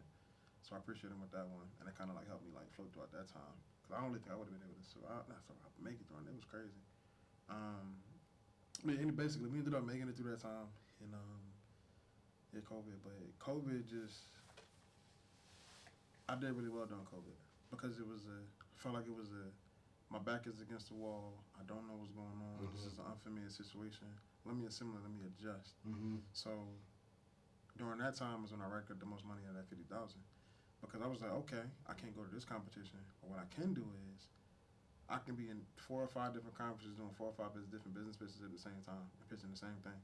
So I had like my laptop, my tablet, my phone, and another laptop open, simultaneously doing different stuff. Or I'd be in class doing this, and I'd be taking this course over here, something like that. So COVID was actually a really, really good time for me. I got a lot of applications done. I had a lot of time to focus. But yeah, man. So when it got rough during COVID, it was actually real beneficial for just me, how do I handle things, to be honest. And you were in Virginia? Yeah, I was in Virginia. Okay. I was in Petersburg, yeah. So it was a crazy. It's just crazy to. The crazy thing is too, is that when you travel, you get the travel bug, and you kind of just want to go everywhere. So I think I wanted to go to Japan next. Yeah. And I was already like about to apply for it and everything like that. Then the world just shut down. I was like, damn, this is crazy, man. So yeah, but COVID was a good time for me. What did your return to normalcy look like? Like, did you graduate from BSU during COVID? During the shutdown, what did that look like? That was crazy. So basically, so I had applied to several graduate schools during the COVID break. It's like I think it was coming up on the senior year. I applied, and I was just waiting to hear back from them, and then I finished up the rest of my courses. And we were I think the school was trying to decide whether or not they were going to do an in-person graduation or not. And this was like, 2022, I think? Yeah, 2022. They were trying to figure out if they were going to do an in-person graduation. They ended up deciding to do so because some of the COVID restrictions and everything got lifted, which was pretty good. But yeah, we go. So actually, I ended up getting an acceptance to Babson College. Real good school. For what? I think I had like a master in entrepreneurship, which is good. So I ended up getting accepted over there. I knew I didn't have enough experience for the MBA program there. So I was going to do that master in entrepreneurship and then probably just get a job somewhere and come back for the MBA there. That was my plan. Too, because I love my HBCUs. I love them, but I feel like sometimes people who don't come from the HBCU culture don't understand the value, the education that we get, right? Which is something I'm really trying to advocate against and change. But that'll come up later in this conversation too. But I ended up applying to Babson, I applied to Wake Forest, and I applied to University of Michigan. I applied to Columbia. And I applied to Columbia because they had a HBCU fellowship, which I thought was really good. Didn't think I was going to get in because I had a friend named Damien Murray who get in. Damien is like a beast. But, yeah. But I got into every school except for University of Michigan for their Sustainability Development Program, which is crazy. But that's neither here nor there. But, yeah, that happened. But basically, I got the Babson, and I told people about the Babson thing. And, they were excited for me. When I got the Columbia acceptance, that was different. So I got the Columbia acceptance. I shared it with a few people who I was really close with at the school. And they were so excited for me. And then, after that, the news story started picking it up. And everything was good. Like, I really was excited about the opportunity, for real. I read the letter the first time, and I saw that I got accepted to Columbia. I didn't read it to where it said it. I have a friend named Guy. Well, yeah, a really good friend named Guy. So I sent it to Guy. He was like, "Congratulations, bro, you got a full ride." I'm like, "What are you talking about, bro?" Like, I look at it again. They're like, "Oh, the tuition and everything will be fully covered." I'm like, "Oh, snap." I really started getting hyped then. So I'm the first student at Virginia State University to get it. So they just went crazy, man. Everybody was really excited. It was really good. The news story started to pick it up. And this was good, man. Like, I was happy. I'm like, dang, like, I couldn't really believe it. Yeah. That I was going. And then they sent me, like, this box and everything. So around this time, too, I had slowly started to build a relationship with my dad up again. I got little brothers, too. So I slowly started to build a relationship with my little brother, with my dad, so I can get close to my little brother. When that news story dropped, he got mad. He got mad as hell. He got mad. He didn't tell the family that I was in foster care. They never knew. My dad's side of the family is big, too. It's like, they had, like, maybe, like, 8 brothers and sisters. Yeah. Yeah, but none of them knew. Yeah, actually, none of them knew. I think my grandmother on that side was probably the only one to know. But they didn't know. So when the news report came out, everybody started to find out. And then he had people calling him and putting him on the spot. He got pissed, man. So he called me. He started sending death threats, talking spicy. And, I had to, protect myself. Yeah. And make sure I was good. But the pettiest thing that he did was he put a petition on me, filed a petition for a restraining order so I couldn't see my brother. So in the summer that I was coming up to Columbia, because the summer I was supposed to come up to Columbia after school I graduated, I was literally sitting there going back and forth with court for him. I missed the first couple of days of the court thing because the sheriff would come knock on my door. I just wouldn't answer. I was just scared. I'm like, what is going on? Like, what did I do? I didn't even think they were coming for me. I'm like, what's going on? Yeah. So they left like a note at the door. I'm like, oh, snap. So I got to figure out what's going on. So I called my mentor to figure out what should I do. He said, just go to court. So I took it, went to court. He didn't show up that time. But I just thought, I'm like, that's extremely foul, man. Like, so I haven't talked to him since then. But yeah, that was the summer beforehand. But also, too, like, mentally, like, to be honest with you, like, the Columbia thing was great. I love Columbia. The environment there was really good. My main target was Harvard, though. And I felt like mentally I was not going to stop until I got into Harvard. Like, I don't care where I went. Harvard was like the ultimate end goal for my education. I feel like I worked hard. I feel like I put in the work. I feel like I deserve to go to Harvard. So that was the end goal. So while I was at Columbia, I was kind of preparing to go ahead. But the Columbia was completely different than what I expected. In what way? I thought people would be rude. I thought people would be stuck up. I thought there would be a lot of classism. Because it's hard for me to get along with a lot of people, to be honest with you. I don't have the best social skills. In the HBCU fellowship program, I didn't know how embracing. I would say this. That is the best definition of a diversity, equity, and inclusion program I've ever been in. I've been in probably about 16 or 17 programs. The Columbia Fellowship, they provide you with support. The staff and the people there genuinely care about your well-being, but also at the same time, if you're going through something and there was a situation that happened that I felt like I was in the right and I wasn't, and they sat down and told me, it's like, hey, listen, this is our people, this is us. You could have handled the situation this way. I think you interpreted it wrong, whatever.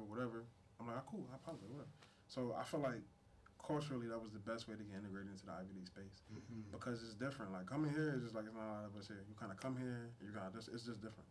But Columbia, that HBCU fellowship program did a great job of integrating us into the space. They removed every single possible barrier you could have not to focus on class. They pay for housing, they pay for your tuition, they give you a stipend, and you get priority on housing and classes too.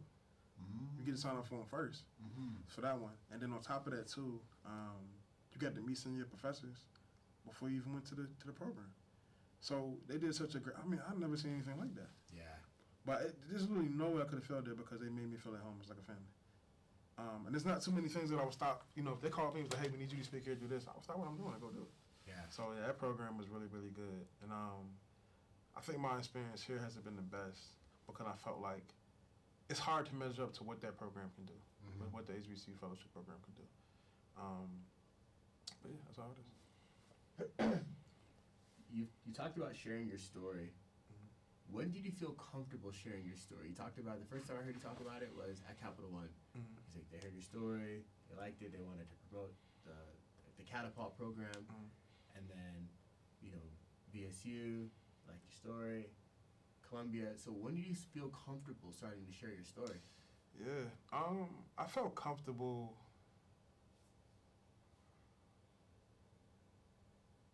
I've always felt comfortable talking about it because I felt like I've always dealt with it internally because it's like I can control the things I can't control, but I can't control the things I can't. Yeah. So I just don't mind sharing and talk about it for real. I mean, it's like, to me, this stuff is normal. But when I explain it to other people, it's like, oh, that's not how life should be. So when I started to notice that it was a little unusual for things to happen, but I would say this. I shared a snippet of my story at Capital One at a brunch and thing. And to me, it's not really that serious, not really that much. But I had somebody really come up to me and, like, she just broke down crying. And just said she had a son that was in the foster care system, but she was trying to find a way to connect with him and different things. She just didn't know how to. She didn't really couldn't really understand what he was feeling. And then I ended up like meeting up with him and talking to him. I'm like, bro, like, you can talk to me.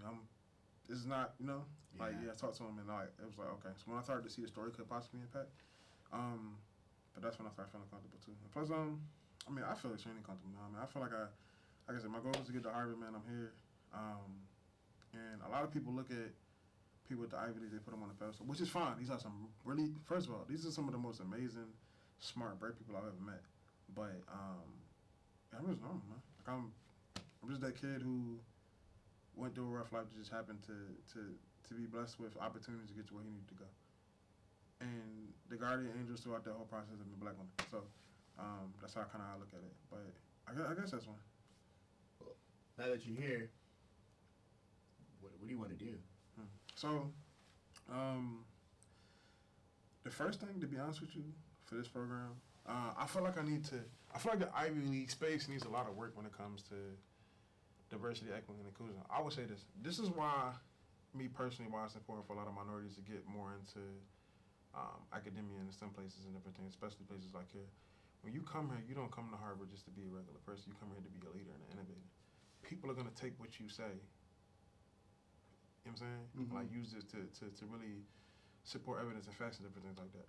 When I did my internship with the University of forget the University of Virginia, I'll tell you this.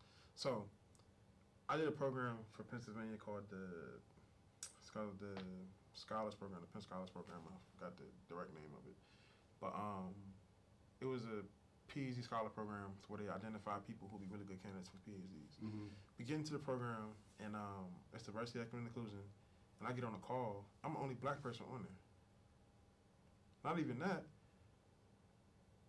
Everybody else went to Stanford, Columbia, Harvard. I'm like, okay. So I get on there, I let it rock. You know, I'm like, maybe let me just chill out and relax. I get on there, and they give us a case study that we're supposed to go over about gun violence in black communities. So I'm on a call, and I'm listening to all of the data points and different things that other people are saying and the reasons why they think this is happening. Yeah. I'm like, this is completely wrong. And these are the people that are going to be doing research on this topic or leading these type of discussions. Yeah. And I'm like, we have to be in those spaces, in those rooms to be able to, because you can have a data set, but it's still, how you interpret that data set just depends on the person that you are. Right? And these type of research reports and different things, the papers are getting used to support legislation, they're getting used to support policy. Yeah. So it's like, dang. But the same thing here is like, I feel like there's not enough of us here culturally. And there's black people here, but they aren't from the areas that I come from. And these are the areas that are getting affected the most by some of, you get what I'm saying? Yeah. But I think that's it. I forgot the original question, but what was the original question? Yeah, now that you're here. Yeah, now I'm here. So, the main thing is, but I want to really go hard on the HBCU recruitment. So it would be great if I could try to talk to some people about getting the HBCU fellowship program here. That's one of the main things that I want to work on. And then I think I'll stay around in the Ivy League space and work. I really like the MIT Media Lab. I really like. There's some things that I want to do that I don't think I'll be able to do in corporate, and I need to be in a space where I can innovate, in a space where I can create. So I'll probably try to work in the Ivy League space here, as well as continue to develop like film. One thing I noticed about a lot of people who come from overseas, they learn about American culture through film and TV shows and different things like that. And TV shows and movies hasn't done the best to portray our culture. I'm fascinated by artificial intelligence and sustainability focused subjects. So I want to continue to make film and content and projects around that stuff. But yeah, I don't know. I really don't know what the future holds because every single goal that I set, I've shattered it. And I'm at the point right now where it's kind of like I have to just look at the opportunities to kind of come up and figure out which is best for me. But ideally, I would love to stay in the Ivy League space and possibly teach some classes on the side while I continue to work on my side projects. That's dope. Yeah. That's super dope. Yeah. I was talking with a friend earlier, and we were just talking about how sometimes we'll come up with plans or ideas, and those plans are often based on the plan right before it. Mm-hmm. And it's been cool listening to your story where you've had to recreate. You had different eras, distinct eras. The era with your mother, the era with your father. Initially going in like, yo, I'm gonna be with my pops. It's gonna be a good time. He's somebody who might get me. The era as you started to build confidence when you were in that 30 day or 45 day shelter area. The era with your foster mother, right? And the era when you went back into the system. So these distinct eras where you've taken a step back, looked at things, and rebuilt. And so I'm excited. I'm so curious as to what next is going to look like. Because even then going to college, that's a whole other era. And then going to Capital One. And then engaging VSU again. And your mind has, you had learned a lot. It's like there's a specific framework. And then how can I take these learnings and continue to build upon them? So I'm stoked for this next stage. Honestly, I don't know, man. I think I kind of had to sit back. As men, you think you know everything when you're young. Mm-hmm. And then you get to a certain age, you realize you don't know anything at all. Yeah.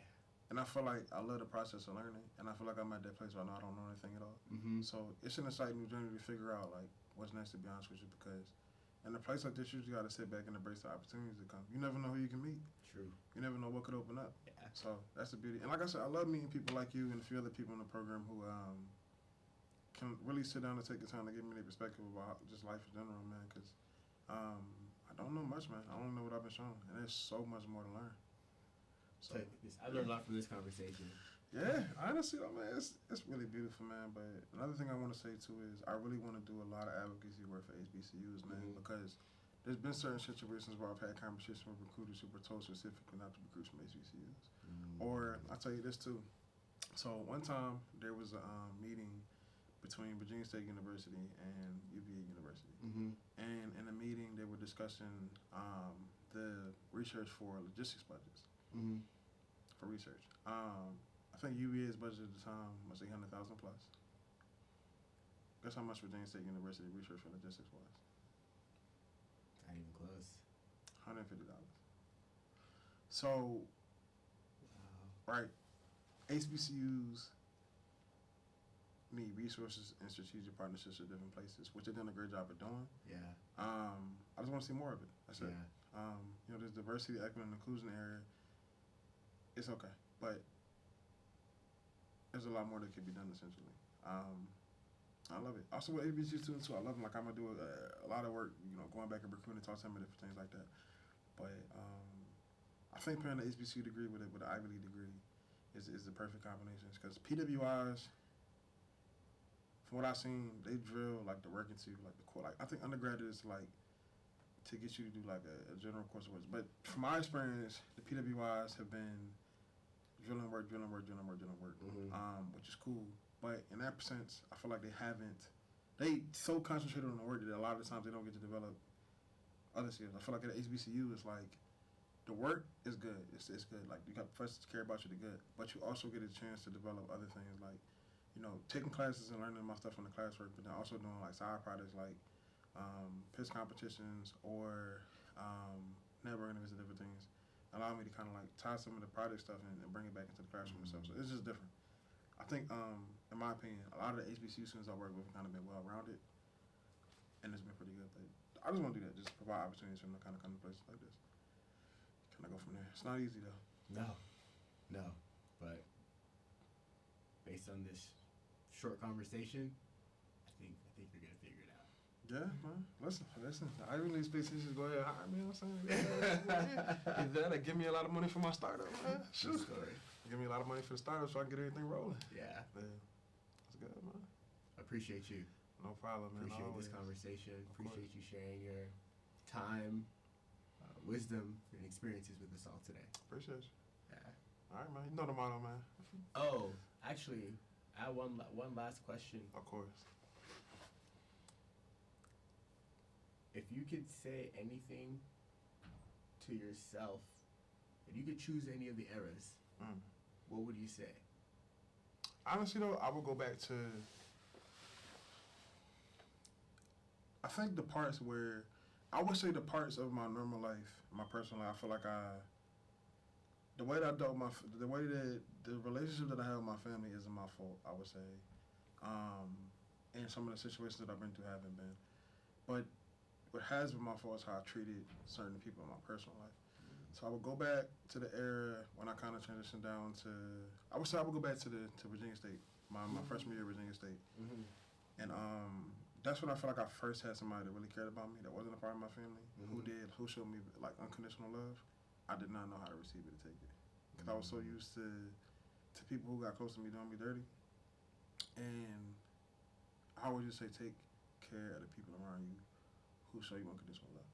I just didn't, because I was so used to being ruthless. Yeah. I was so used to that, yeah. But that's the biggest mistakes I made in my lifetime. I was 2 girlfriends that I had who I treated terrible, who, I was not emotionally available for them. I was more focused on success when they were the ones that helped me get there. You know what I'm saying? Like, they did. Like, black women, I'm telling you. Like, without, they hate me. So it's still good. But without the 2 girlfriends that I had, and without my mentors, Rosetta, Miss Melba, and Tiffany, who got me out of that situation, and it's a lot, Dr. Donald at Virginia State University, a few others. Without them, there is no success, or what I've been able to do. But in the personal life, the 2 girlfriends, I would give anything to go back and fix this. And not even the part, like, I don't want to be with them, just like, for us to have a conversation for me to think of stuff like that. But yeah, that's the biggest mistake, man. Yeah. Because all the other stuff, it hired me up, it showed me, like, this is how life really is. Now, there's better sides of life. You know what I'm saying? Yeah. But when shit get rough, I know how to, it puts me back in a place that I'm comfortable with. Yeah, but again, I don't really know how to be happy or how to embrace those positive emotions essentially now. So